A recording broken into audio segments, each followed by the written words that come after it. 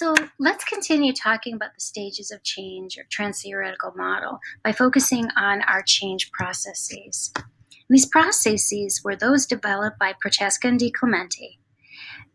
And these are what people have reported that they actually use on their own to progress through the stages of change. These can be used by health psychologists and other providers to help people successfully progress through stages towards changing their behavior. And the main idea is to do the right thing at the right time, and there were 10 identified processes. The first is consciousness raising, and this involves increasing awareness and reasoning for making a health behavior change related to the causes, consequences, and cures for a problem behavior. The goal is to have the individual start thinking about the benefit of change or the problems associated with unhealthy behaviors. Strategies might include presentations, handouts, charts, displays, documentaries, PSAs, media campaigns, or even your health fair. An example of this would be increasing awareness by drawing on the health belief models perceived susceptibility and perceived severity constructs. You can develop group presentations about the risk for contracting STD and HIV. What you want is the individual to think, I remember what I've heard about not using a condom and that not using a condom can put me at risk for an STD or HIV. Dramatic relief is drawing out emotions that relate to the outcome of the behavior.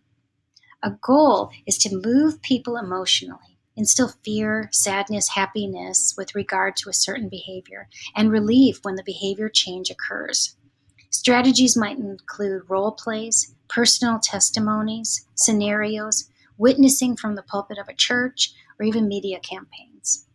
An example is to elicit emotion associated with contracting HIV, addressing the health belief models perceived severity and barriers to change by developing role plays about buying condoms and negotiating for condoms, and offering presentations by people who have had HIV. You'd want the individual's response to be, I become alarmed when I hear about people getting STDs or HIV because they don't use condoms. Self-reevaluation is starting to think of yourself as a person who does not do a poor health behavior, somebody who's healthy, somebody who does not smoke.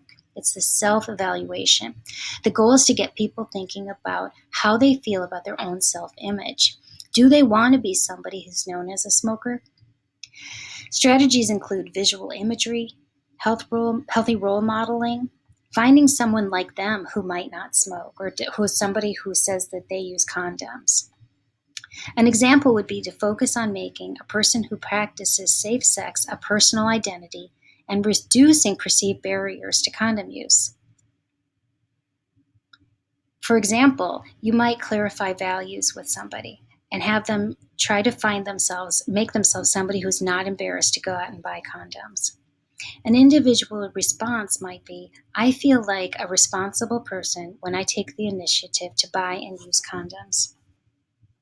Environmental reevaluation is realizing how being healthy can impact one's social environment. The goal is to help people understand that their behaviors impact others. Strategies include documentaries, family interventions, testimonies of people impacted by other people's behaviors. An example would be using the theory of planned behavior's normative beliefs and the importance of condom use on others by offering couple-based interventions and featuring presentations by families impacted by AIDS. What you'd want from the individual is for them to think, I am beginning to think about how using a condom would not only protect me, but also my partner from STD. So let me just get to my page.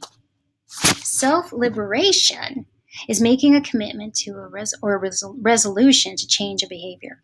The goal is to get people to resolve to change. How many of you did have that New Year's resolution, right? So strategies include resolutions, contracts with plans and goals, and committing to a specific date, and even making your ideas public. So an example is eliciting firm commitment to use condoms during every sexual encounter. The person then can draft a personal written contract and have a witness even sign it and announce their commitment to others. The response that you'd like to get from this is, I tell myself and others that I can and will choose to use condoms when I have sex.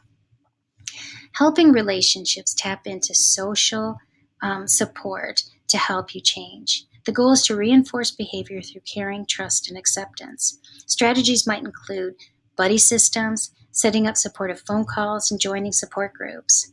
An example is to elicit partner support and reinforcement and reduce perceived barriers associated with negotiating condom use with your partner. You might develop role plays about different sexual situations and offer training in assertiveness and negotiation. What the goal is, or the response you're trying to get, is I try to talk openly with my partner when we are in conflict about using condoms.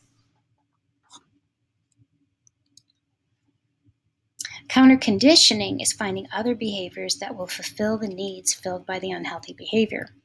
The goal is to offer safe and healthy substitutions. Strategies might be relaxation, support groups, positive self-statements, and candy. An example is to incorporate self-efficacy for using condoms consistently and being okay with this decision. This includes making positive self-statements or giving or offering assertive and relaxation strategies. The individual's response is, when I want to have sex but I don't have a condom, I know that I can say no and find other means for satisfaction. Reinforcement contingency management is developing rewards that reinforce positive behavior change, which is better than punishing or ignoring negative behaviors. The goal is to increase the pros of making the behavior change. Strategies include having progress charts, award systems, even group recognition like in Alcoholics Anonymous. An example is enhance self and partner regard by using operant conditioning with positive reinforcement toward perceived and actual benefits associated with using condoms. You want the individual to say, my partner and I feel like we have protected our relationship when we use condoms, which is an internal reward. Finally, stimulus control is developing cues to action, like we see in the health belief model, or removing cues that prompt unhealthy behaviors. The goal is to support change and reduce the risk for relapse. Strategies such as posters, having your necessary items at hand like candy, avoiding non-healthy temptations like getting rid of ashtrays and cigarettes are good strategies. So an example might be create cues to action for using condoms by keeping condoms on your nightstand or your wallet. Individual responses is, I keep a supply of condoms with me when I travel with my partner. Finally, social liberation is realizing how things in our society are changing in ways that will support healthy behavior. The goal is noticing how social norms are changing. Strategies are to take notice of modified rules, policies, and structures, such as smoke-free zones, salad bars in schools, and even buckets of condoms. The individual, you hope, will feel comfortable using condoms because society makes it easy for them to do so. So in our last slide here, it's important to understand that these processes go with different stages of change. And so what we're trying to say is that mostly at the early stages of change, you think about training and information and things like that. But at later stages of change, such as preparation and action and maintenance, you're looking for more behavioral processes. And here is an example of how they are used. Now I'd like you to develop a program based on the trans-theoretical model. Just look at Blackboard for the assignment and then come back for one more mini lecture.